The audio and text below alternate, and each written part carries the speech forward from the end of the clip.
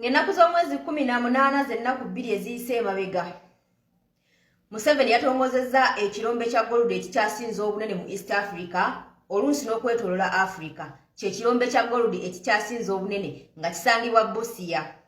Ngera yakitongoza n'akiwa kampani y'Abachina gye bayita Wagagai Company, Mining Company. Ng'ekirombe kye ekya gold nga Uganda yavumbula gold abalirirwamu tani miliyoni 30 eza tani wa gold atali mu kiryali gye kugamba atali mulongoose. Nga gold oyo bw'aba alongooseddwa n'atuuka ku musa oguweza ebitundu 99 ku 10 ng'ali pure ng'ali clean aba avaamu tani akakadde kamu n'ekitundu eza gold ali mu ggwanga Uganda. Naye kinneewuunyisa nti amawulire ago toyina TV ya ggwanga Uganda, toyina lupapula lw'amawulire lw'eggwanga Uganda lwakubye mawulire ago.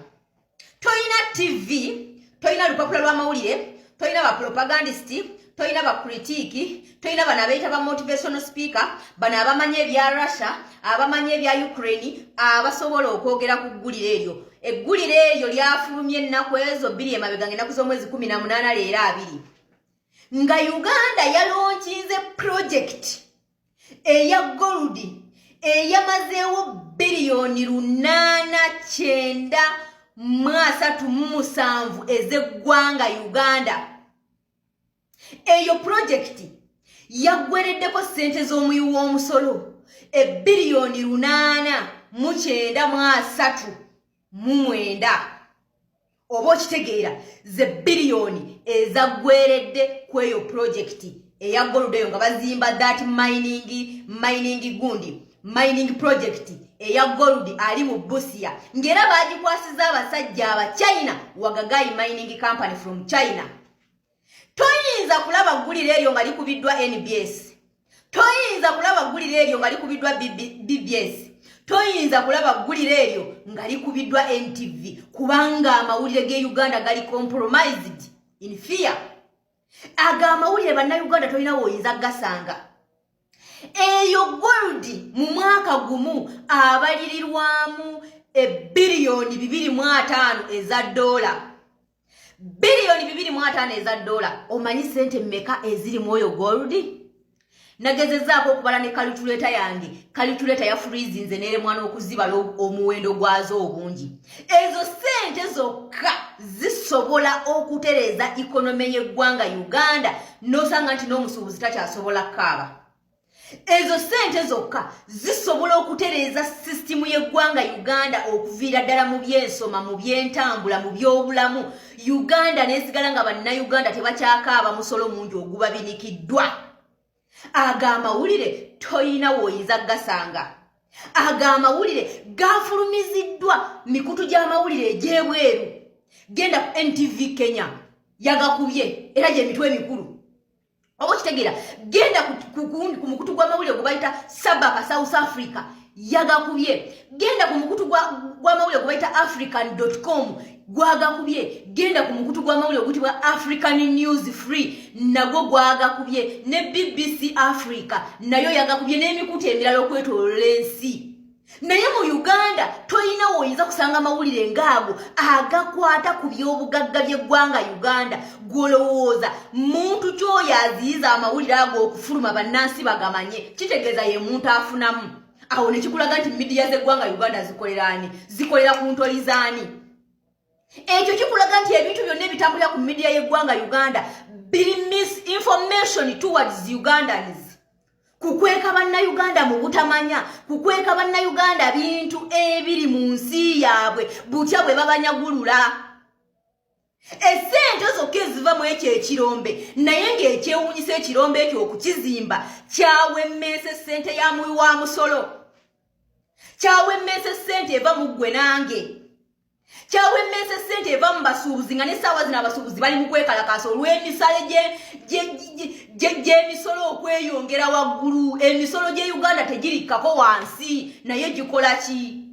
Ssaawa zino nga Nabbanja abayise wizi Nabbanja is nothing, totally nothing. He cannot do anything in this system. babaletedde Nabbanja mbu yagenda okusolovinga ensonga z'abasuubuzi. Nabbanja naye agendera ku biragiro bamutumye butumi. The owner of misolo gye bali eyo batudde tebalina na budde bwammwe. They are busy planning how to protecting their gains. Nga bwe batuletedde ng'ombe egamba protecting our gains. Underline the word our gains. Are you really among ours? That coward our. Are you common Ugandans really? Are you among of that word our? Our gains. Gains is a febonani. What gains are they protecting? And they are protecting it from who? They are protecting that gains from who? And how are they going to protect it? Bagenda be protecting abatya. Their gains is that mineral resources they are stealing from you. Ezo gains ze bagamba ge mafuta geggwanga Uganda. Eggulire lino erya gold eyaweredda Wagagai company from China. Ngera agenda kuvaamu billion and billions of dollars. Ngera ali mu tani na tani. Tosobola kulaba mawulire ago mu lupapula n'olumu olw'eggwanga Uganda. Era Uganda amawulire gali mu Uganda, ebyobugagga bya ggwanga Uganda, naye tewali TV ya Uganda eyabikubye. Tewali yadde olupapula lw'amawulire olwabyogeddeko kyokka biri mu ggwanga Uganda. Naye ate ensi ez'ebweru ze zaakubye emitwe egyo egy'amawulire n'ebifaananyi. Mu ggwanga Uganda tolina woyinza kukiraba. Yadde ku fulo ya parliament bano abeefuula ba kritiiki toyina gwe waalabye yadde ayimidde ku fulo ya parliament aleeta eyo ensonga. Era osobola okutuulawo ne weebuuza eggwanga ng'eggwanga Uganda ligenda kufuna muyitamu oyo gold. Era eggwanga ng'eggwanga ligenda kufunira wa? Era eggwanga ng'eggwanga Uganda lirinako percentage yenkana kikoyo gold agenda okusimibwa.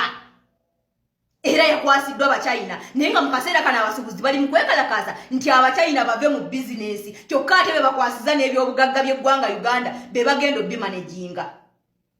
Era abasuubuzi muli mu kwekalakaasa nti Abachina bafulume ebyobusuubuzi by'eggwanga Uganda bagenda bifuluma batya ng'olwedde n'ebyobugagga by'ensi yammwe babikwasiza Abachina be balina obimanaginga. Kyemugamba bannayuganda babuliddwayo abakola emirimu egyo. Kubanga batyo okukozesa bannayuganda bajja babuuza accountability of that resources and who is the beneficiary.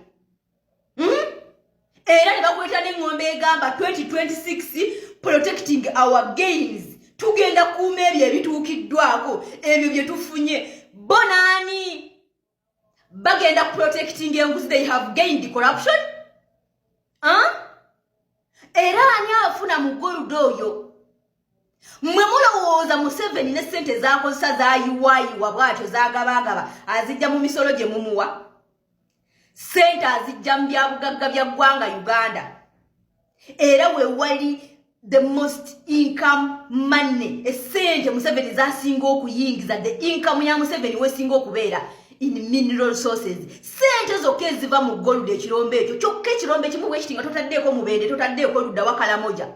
Zisobola okutereeza eggwanga Uganda buli munnansi n'asigala nga takyalina misolo gimuleeze mu bulago. Buli munnansi n'asobola okufuna free education from nursery to university. Buli munnansi n'asobola okufuna obujjanjabi nga tataddeemu yadde simuuni okuviira ddala nga yeekoonya akagere paka ng'alwadde kansa. Naye tekisoboka kubanga gold baamweza waabwe naye nga waggwanga. And funny enough ssente ezikola mu birombe ebyo ate ffe tuziwa. Kyova olaba emisolo girinnye, buli kimu kiri waggulu, buli kimu kyakaweerege, school fees wakaweerege, emisolo gyakaweerege, URA to squeeze nze tejjula kutujjamu musaayi. Naye ng'ate ssente eziriwo zisobola okuyamba buli munnayuganda n'abeera mu mbeera ennungi. Tosobola kulaba amawulire ago ku TV y'eggwanga Uganda. Tosobola. Ninga anagenda okugakuwa. Anagenda okuwa amawulire bwegatyo mu ggwanga Uganda. No one. Bonna state yaba compromising yabagula dda. Gwe munnayuganda ne kikuleka wanga gwe. Era bo bana abalwana okuprotecting their gain. How are you going to fight okubasuuza that gains? Kubanga it is yours. Now can you have a share as Museveni as his family member on that gold? Naye oyo gold ogenda mufunamu. No, and the money working in that mines is from you.